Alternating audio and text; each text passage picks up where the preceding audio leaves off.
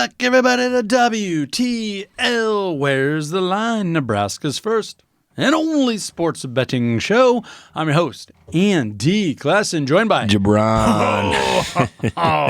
the Parlay Pounder. You got it. Yes, and we were talking a little college football. I think we need to talk more college football. A little more college football. A little more college football. Yeah. Because we actually have some pretty darn good matchups Yeah, here. these are really good. And some really good teams, some fun teams to talk about, and some intriguing betting lines to go along with that. Yeah, for sure, Andy. And a lot of unbeaten teams here as well. And that's where we're going to start. Oregon, Yeah. the Ducks are 5-0, taking on the Washington Huskies. They're heading on over to Seattle there to take on the 5-0 Huskies. Huskies are a 3-point favorite. A lot of people, I think, because Oregon, and rightfully so, they got a lot of pub. Yeah. Beating the snot out of Colorado. For sure. Kind of feeding old Dion Prime his medicine there. Yep. They won the social media battle that Saturday. They did. They won that Saturday. Hands down. But the Huskies have quietly put together maybe the best season thus far in college football. It's hard to argue. Yeah, Andy. And Washington should be a favorite at home here. It's a key edge in a massive Pac-12 contest that, holds real serious playoff implications, Andy, because these two are, fighting for that last spot as well. So, and heck, Michael Penix is the Heisman betting favorite at many books. Quarterback for Washington, almost 2,000 yards already, Andy, on the season. With all that said, I am still leaning with the Ducks. With a free field goal, I have to go with the Ducks here. As good as Washington is, it still can't run the ball, and its pass defense is really questionable, ranking 94th in the country. Oregon is probably the most balanced offense in the country, and its defense has been a lot more consistent. Oregon has also been the more impressive team up to this point, so give me those points. I'm rolling with Bo Nix. Hey, and they are 5-0. They're also 5-0 ATS against the spread, and they've had some wacky lines that they've had to overcome. For sure. It doesn't matter.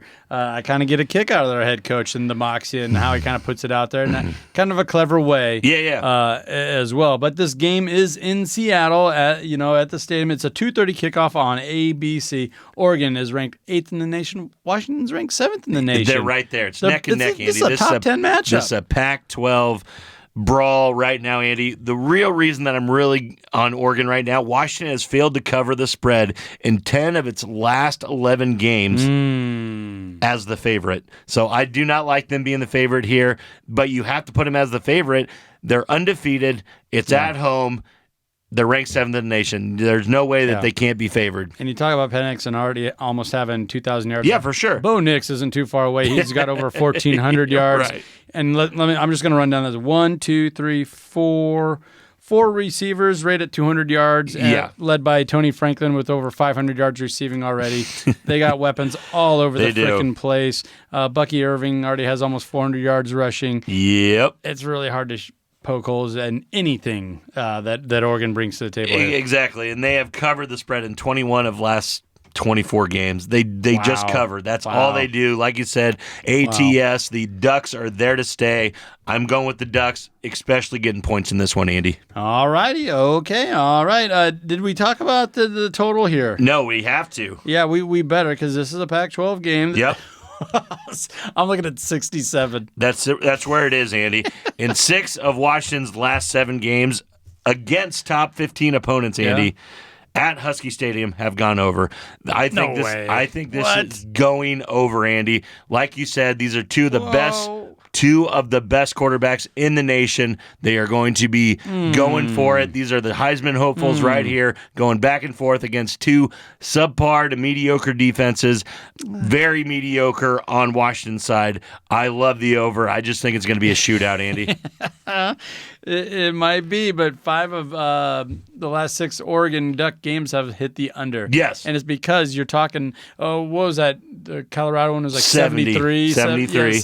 Yeah. No, I believe they brought this one a little bit back to earth, but it's still a lot of points. But this Washington team is a lot better than Colorado. I might sidestep it, but if I had to bet it, I would be all over that under. There you go. I think that defense can at least do that for me, right? All right, let's get another ranked matchup here. 6:30 over on NBC. That is right.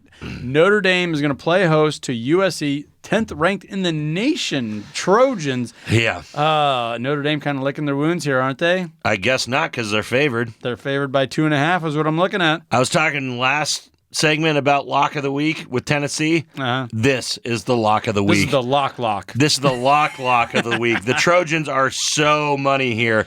I would go money line. You don't even need these 2.5 points. They are going to blow this Notre Dame team out. I guess Notre Dame is getting the benefit of the doubt just because it's a home rivalry spot, but being favored, especially after losing to Louisville last week, is very strange. I think this line is so strange. It's out of whack. It should be 7 points the other way. USC should be a 6-point favorite here. USC has defensive issues it needs to fix, but the Trojans continue to find ways to win, and Notre Dame does not. Caleb Williams has been as advertised, right? For sure. I mean, the guy's unbelievable. He's stacking up yards through the air at a clip that, I don't know if Notre Dame can keep up with. Sam Hartman, too, is putting up some numbers. For sure. Really like what he's been doing for Notre Dame. He's got over 1,700 yards through the air. You just think USC is too much of a well-oiled machine. They have the best quarterback in the country, the best scoring offense in college football. One could argue with getting the free points in the better team is just crazy, but I'm all over this money line. I don't even care about the points. Give me that money line. If you can find an alternate money line that gives you USC by a touchdown, go with that because they are blowing this team out. Notre Dame is on its last gasp.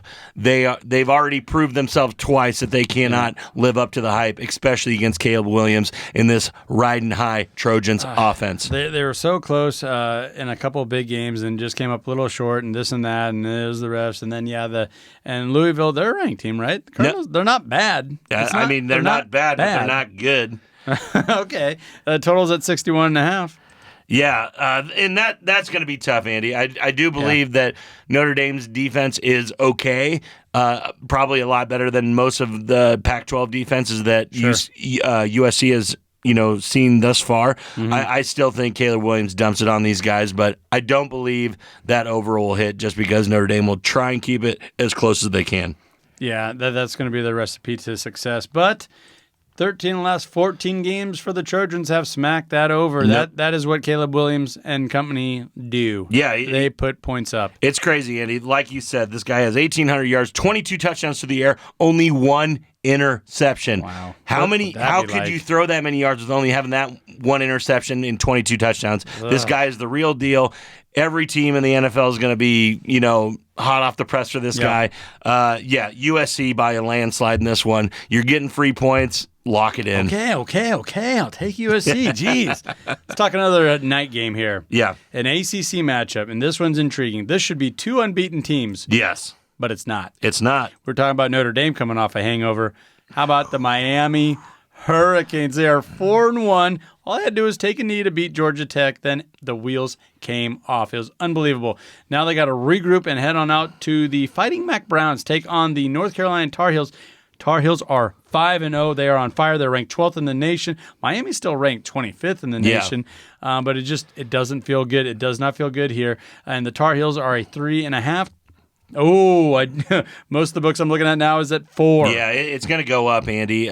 You can probably still find it at 3.5, maybe on Thursday here, but it's probably going to get up to 4 on Friday, Saturday. 4 to 5 points. So if you're on the Tar Heels, do it now. It kind of pains me, Andy, to see Mac Brown doing so well already down here with the Tar Heels. A basketball school already turned around to one of the top 10 teams in the nation. But on the other side with Miami, that has to be the worst way that I've ever seen a team lose a game. All you have to do is take a knee, just run out the clock. I mean, and it's Georgia Tech. Like, I don't know what you're trying to do. I don't know what you're trying to prove, running up the gut against Georgia Tech. And that's all they're going to do is try to swipe at the ball. So, that was very, very sad to see. It wasn't very sad to see because, it's Miami. We're Nebraska. We're Nebraska. Lose all you want. Lose all you want. I really think the Tar Heels have a lot better team here, Andy. They're at home. They're at home.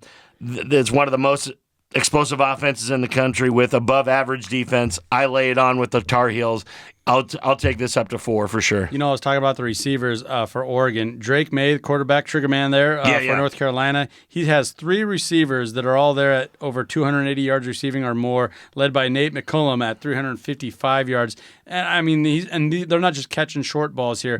Over 12 yards, over 17 yards per reception. J.J. Jones is the second leading receiver at 318 yards. He's averaging nearly 18 yards per reception. Whoa. I mean, this is an explosive. I think you said explosive offense. Yeah, they are. Miami, I think they got just too much going on, too much between the ears here, coming off a loss like that. This over-under is up there. It's 58, but I might like that over. Yeah, no, I think the over is the way to go, Andy, especially, like you said, with North Carolina being, such an explosive team. North Carolina has won the first quarter in 12 of its last 15 games against conference opponents. That means they start fast and they don't give up. So I really like the over in this one, and I really like the Tar Heels. Yep, the second coming of Mac Brown. Yeah, here they come. 5-0. We're thinking they're going to move to 6-0, and not only 6-0, we're thinking they're going to cover and go over. Book it.